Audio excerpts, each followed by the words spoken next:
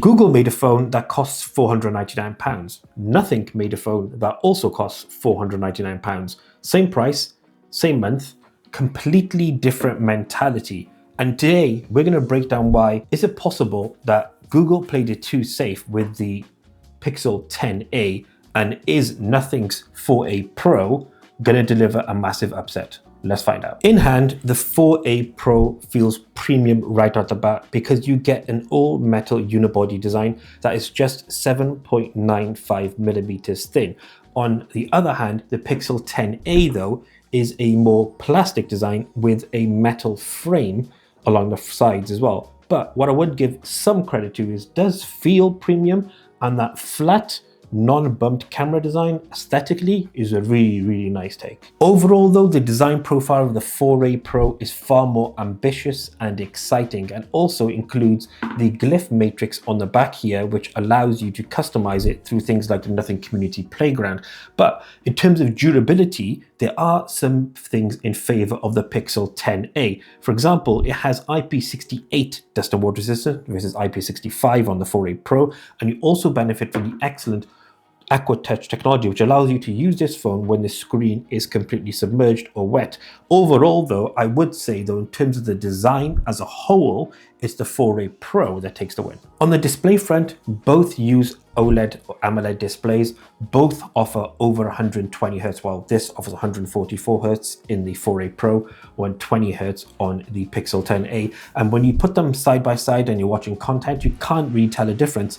The Pixel 10a outputs at 3000 nits of peak brightness as a maximum, whilst the 4a Pro is 5000 nits at a maximum. So you can't really tell a difference. What you can tell the difference though is when you hold these phones, you notice one feels significantly older because of the border design here. This is a chunky black border around the Pixel 10a, whilst the 4a Pro gets an over 93% screen to body ratio, which means you get a much larger screen estate at the same price. Just wanting to factor in, although the 4a Pro is 144 Hz, you'll never actually realize the 144 Hz in day-to-day use. Much like the 10a Pro, they both will hit regularly 120 Hz when you're just doing your basic navigating around the phone. The Pixel 10a gets a Tensor G4, which is last year's CPU and not the G5 upgrade that we'd want. And then the 4a Pro gets the Snapdragon 7 Gen 4, and you'd think the 7 Gen 4 would beat the G4. But if you run this through Geekbench, you actually find that the single core and multi-core on the 10a actually performs better.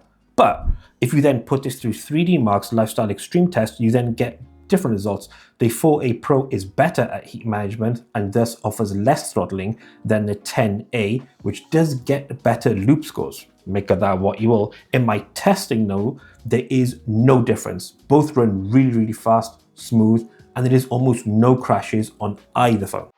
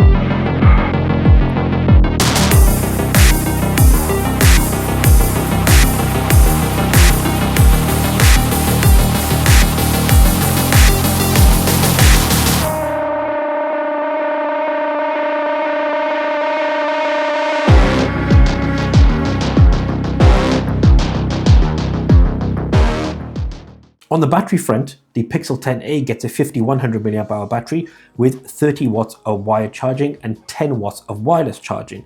The 4a Pro though, a little bit different, 5080 mAh, 50 watts of wired, no wireless charging. So if you need wireless charging, 10a is going to be the winner in this section. But in terms of longevity, both perform almost exactly the same. You're going to get multi-day battery-ish out of both of these phones because they are very well optimized. Obviously the 4a Pro will charge faster, but then the Pixel 10a does have wireless charging. If you look at 3D Mark scores, when you run that benchmark back in terms of the battery consumption and heat management, it's an almost exact carbon copy of each other. So it's hard to pick a performance winner and battery winner between the 4A Pro and the 10A. Both of these phones run Android 16, but what I would say is, as you'd expect, 7 years of OS support on the Pixel 10a does make this the clear winner in this category versus the 3 on the 4A Pro, which, to be honest, is pretty poor in terms of OS support. But there's other elements here.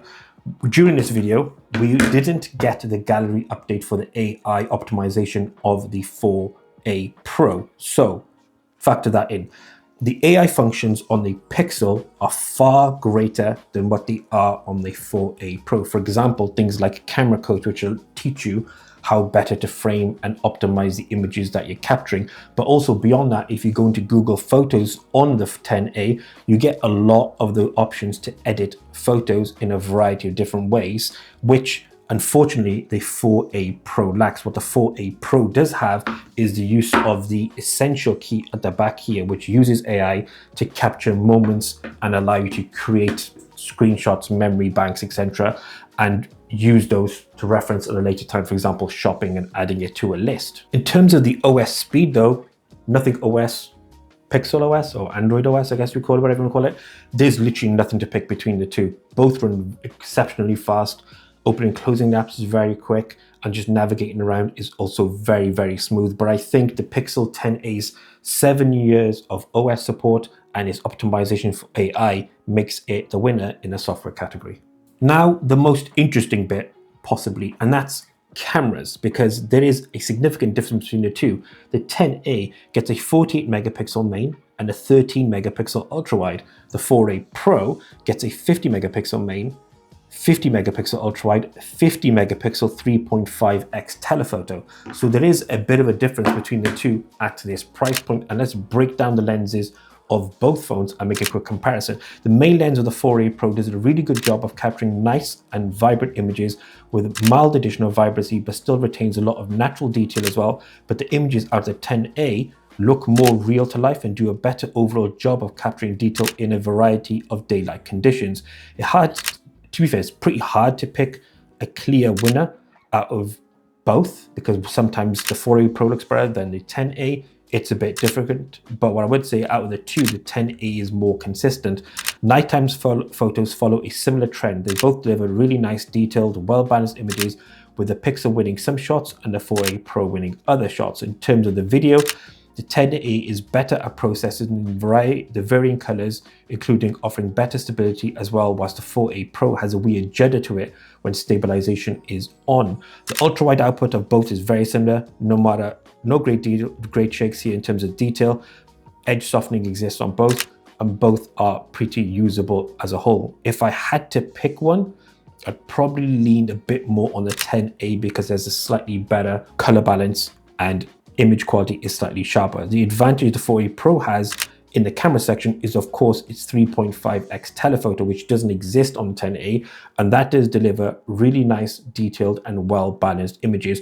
Overall, on a lens-by-lens basis, I would say it's the 10A that would be the winner, but the fact you get a 3.5x telephoto on the 4A Pro means that has its upsides, so I'm going to call this a draw. So our verdict is this. The 4A Pro is the better overall buy, because here you get better hardware, better design, and greater camera versatility. The Pixel 10A you should buy if you want the longer OS support and AI is a big component in your day-to-day life.